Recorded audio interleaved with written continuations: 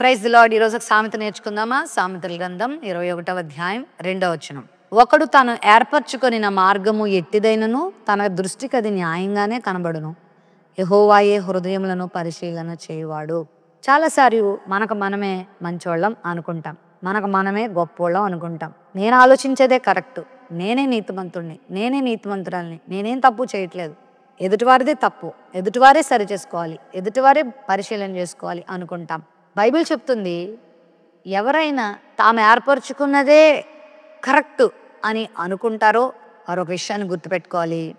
మనం అనుకున్నదే కరెక్ట్ కాకపోవచ్చు. ఎందుకంటే ఆ మార్గాన్ని, ఆ జీవితాన్ని, ఆ ఆలోచనని, ఆ పనిని ప్రభు పరిశీలన చేసి ఆయన దానికి సర్టిఫికేట్ ఇవ్వాలి, ఆయన దానిని ఆమోదించాలి. అప్పుడే అది కరెక్ట్ అవుతుంది. దేవుని వాక్యానికి నీ జీవితాన్ని నువ్వు అన్వయించుకున్నప్పుడు అప్పుడు నువ్వు ఏం ఆలోచిస్తున్నావో నీకే అర్థమవుతుంది, నీ మార్గం ఎలాంటిదో నీకే అర్థమవుతుంది. నేను కరెక్టే మాట్లాడానండి అని నువ్వు అనొచ్చు. నువ్వు మాట్లాడింది వాక్యానుసారమా కాదా అని నువ్వు చెక్ చేసుకుంటే వాక్యానుసారంగా మాట్లాడితే ఓకే.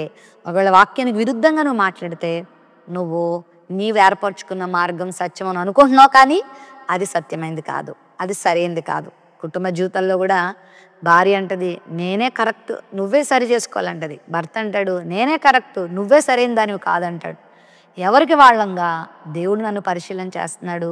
దేవుడు చెప్పినట్లుగా నేను ప్రేమగా ఉన్నానా? దేవుడు చెప్పినట్లుగా పరిశుద్ధంగా ఉన్నానా? దేవుడు చెప్పినట్లుగా దీనత్వం కలిగి ఉన్నానా?